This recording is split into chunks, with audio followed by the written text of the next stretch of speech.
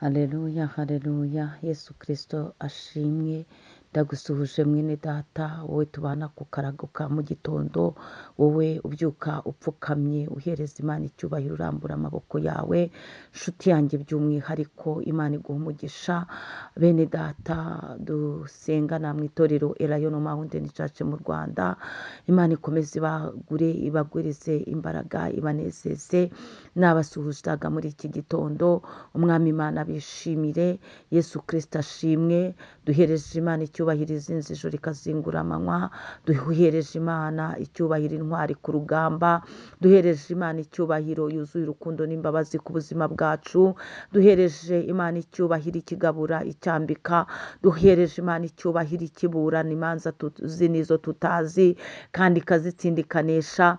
Duhereje Imana icyubahiro irengera abatagira shinge na rugero. Duhereje Imana icyubahiro ni ukuri yita ku batibashishije. Imana ishimwe yita kuri ba nyakamwe. Imana ihabwe icyubahiro. Imana ishimwe muri iki gitondo. Twuzuye amashimwe y'ibyo Imana yakoze. Imana ishimwe intwari ku rugamba. Imana ihabwe icyubahiro. Iki ni igitondo cy'umugisha, ni igitondo kidasanzwe, ni igitondo kitigeze kubaho mu kubaho kwanjye no kubaho kwawe. Nyemerera uhereze Imana agaciro, uyishimire, ubwira Imana uti nabiriye uzabikora, kuko ibyo wakoze byari bikomeye cyane. Wanza ukubita ijisho ku minsi utambutsemo iherereye inyuma, imyaka umaze kuri iyi si, reba ibyo yagukoreye, intambara yarwanye n'izo yanesheje. Hanyuma uyigirire icyizere, wongere uyihereze icyubahiro, kandi Imana ntikabure ishimwe mu mutima wawe. Ni ukuri Imana ntikabure ishimwe, kuko hari ibyo yakoze. Wa mubyeyi we, wa mupapa we, hari ibyo yagukoreye, nawe urabizirikana. Wa musore we nawe, wa mukobwa we, Imana yarakurinze, ikomeze kukurindira muri ubwo bukumi bwawe n'ubusore bwawe. Hereza Imana icyubahiro, kuko atari amaboko y'abana b'abantu yakurinda ngo abishobore. Iki gitondo rero nyemerera twongere tunezezwe n'Imana. Ni ukuri twongere dushima Imana, kandi twongere dusengere mu ijambo. Muri kumwe na Bishop Leonira, umushumba w'itorero Elayono Mountain Church mu Rwanda. Turacyari muri teme yacu igira iti, ese hari umuntu wemerwa n'Imana? Ese kugira ngo wemerwe n'Imana biba bimeze bite? Cyambere, kugira ngo wemerwe n'Imana ni uko ukora ibyo gukiranuka, ni uko ubanza ukihana, ukava mu byaha byawe, ni uko witandukanya n'ikibi, ni uko ukora imirimo yo gukiranuka. Ibyo ngibyo rwose nubikora uzemerwa n'Imana. Ese hari umuntu waba akwemera ukumva birakunyuze? Ndagira ngo nkubwire, umuntu ni umuntu. Birashoboka ko wumva hari umuntu rwose w'inshuti yawe ukwemera ukumva birakunyuze, ariko Yesu arenze umuntu. Imana irenze umuntu, kuko uwo muntu ukwemera agatuma akaba yarakubereye ikigirwamana, ibyo bijya bihinduka bikanarangira. Ushobora kuba umuntu ubona akwemera agufitiye agaciro we cyangwa umumaro, akugaburira se, akwambika se, aguha akazi se, aguha amapasi atandukanye, ariko ujya umenya ko mu gitondo kimwe ushobora kubyuka ugasanga iby'uwo muntu byahindutse, warangiza ugashoberwa. Rero ibyiza ni uko wakemerwa n'Imana, kuko hahandi umuntu atakiri, Imana irahahagarara. Imana ishimwe, Imana ihabwa icyubahiro. Aho umuntu atakiri, wa muntu wakwemeraga, wa muntu wishimiraga, Imana irahahagarara, yarangiza ikakugirira neza. Rero icyiza ni ukwemerwa n'Imana, kandi Imana izakwemera nawe wabigizemo uruhare. Icyambere ni ukuva mu byaha.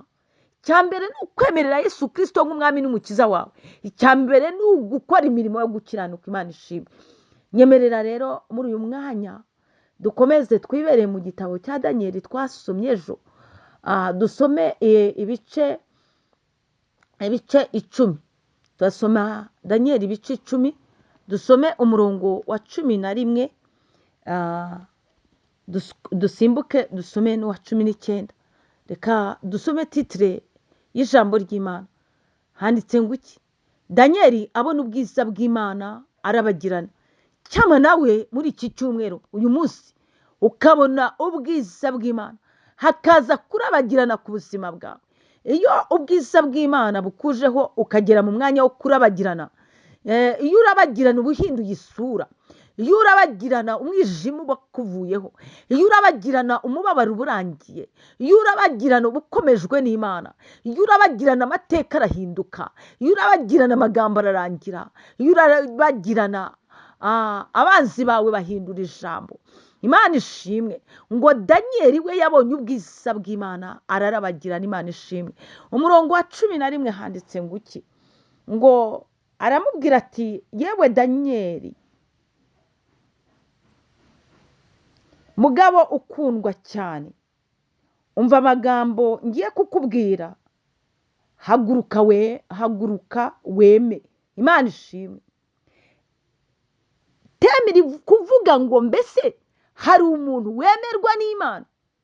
Ariko Daniyeli, haleluya, marayika w'Umwami Imana amutumweho, aramubwiye ngo yewe Daniyeli mugabo ukundwa, icyama mubyeyi uyu munsi ukakira mesaje ivuye ku Mana, Mwuka Wera ukumva kubwira ngo yewe mubyeyi ukundwa n'Imana, yewe mugabo ukundwa n'Imana, musore ukundwa n'Imana, mukobwa ukundwa n'Imana. Icyo nicyo cyifuzo cya mbere twari dukwiye kugira, ngo yewe icyama tugakundwa n'Imana, icyaduha Imana ikaduhamiriza muri iki gitondo cyane bature ko dukundwa nayo. Kuko hari ikindi cyabaye, ngo marayika w'Umwami Imana yahise ategeka itegeko ngo haguruka weme. Imana ishimwe. Daniyeli yari ari gusenga, yari apfukamye, Imana iramuhagurutsa ngo haguruka weme.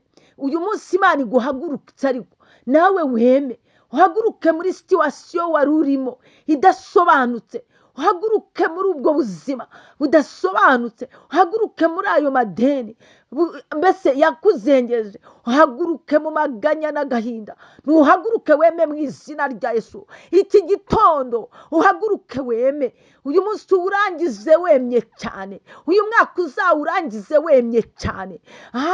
Marayika w'Umwami Imana abwiye Daniyeli ngo mugabo ukundwa, arangije aramubwira ngo haguruka weme, kuko uyu munsi ngo utumweho, Imana igutumweho ijambo muri iki gitondo. Iri jambo rifite imbaraga, Umwuka Wera gutumweho, kandi aravuze ngo nuhaguruke weme mu izina rya Yesu Kristo. Amaze kumubwira iryo jambo, arahaguruka ngo mpagarara ntengurwa. Imana igukoreye igitangaza cya kindi gikomeye. Uzi ko nawe hari igihe ucanganyukirwa, hari igihe wumva uri gutengurwa. Imana itugirire neza, ariko ngo yarahagurutse areba. Imana ishimwe cyane. Dusimbuke iminota yacu ibiri kwihuta cyane, tugere ku murongo wa 19. Aramubwira ati yewe mugabo ukundwa cyane, witinya, amahoro abaye muri wowe, komera, koko komera. Imana ishimwe. Tukivugana mpera ko ndakomezwa. Imana ishimwe. Ndavuga nti databuja vuga kuko unkomeje. Imana ishimwe. Marayika w'Umwami Imana, ayiwe, Imana ishimwe cyane. Ngo marayika w'Umwami Imana hari ijambo yamubwiye nanone, yarongeye asubira muri rya jambo ngo mugabo ukundwa cyane, witinya. Mubyeyi wakire Yesu Kristo nk'Umwami n'Umukiza wawe. Ni wowe turi kuvugana muri iki gitondo munyamasengesho. Ndakubwiye ngo witinya. Mubyeyi ukundwa n'Imana, witinya nubwo ibikomeye bikuri imbere, witinya kuko Imana iragukomeje. Witinya uhagarare wemye, witinya ukomeze uhamye Imana, witinya. Imana ishimwe cyane. Yewe mubyeyi, ndakubwiye ngo witinya. Wa mugabo we witinya, mukobwa wamenye Imana witinya, nukomere. Kuko Daniyeli cyamubayeho, ngo nawe yarahagaraye, ngo yarahagaze, ngo yumva akomejwe n'Imana. Arangije avuga ati databuja avuga koko unkomeje. Imana ishimwe. Urumva wowe udakomejwe n'Imana? Imana yakomeje Daniyeli ikamukomeza. Byari bikomeye, urugamba rwari rukomeye. Icyo gihe hari haje itegeko ry'uko abantu bashobora bose kwicwa nibatasobanura inzozi umwami yarose, nibatabasha kuvuga ibyo umwami yeretswe. Ariko Daniyeli abaho mu buzima bwo gusenga. Igihe cyose Daniyeli yabaga iyo ngiyo ibwami, kuko nawe yari umunyagano, ariko agakomeza kubaha Imana. Igihe rero yari afashe amasengesho ari gusenga, ahangaha yagize igihe kirekire cyo gusenga. Arangije Imana imutumaho marayika, Imana ishimwe cyane, irangije iramuhagurutsa, irangije iramweme, iramubwira ngo niyeme, imwuzuza imbaraga zayo, ayiwe irangije iramukomeza. Agera aho avuga ati rero Mana, noneho vuga kuko unkomeje. Imana ishimwe. Igihe kirageze ngo noneho nawe wumve ko ukomejwe n'Imana. Ntabwo ari amaboko y'abantu yagufata, ntabwo ari amaboko y'abantu yakugira neza, ariko Imana iragukomeje mu izina rya Yesu. Imana ibaha umugisha, mukomezwe n'Imana, kuko umuntu wemerwa n'Imana, Imana iramukomeza, Imana iramukomeza, iramuhagurutsa, Imana ikamuha kwema mu izina rya Yesu Kristo. Nukomere nushikame kandi niweme mu izina rya Yesu Kristo. Shalom shalom.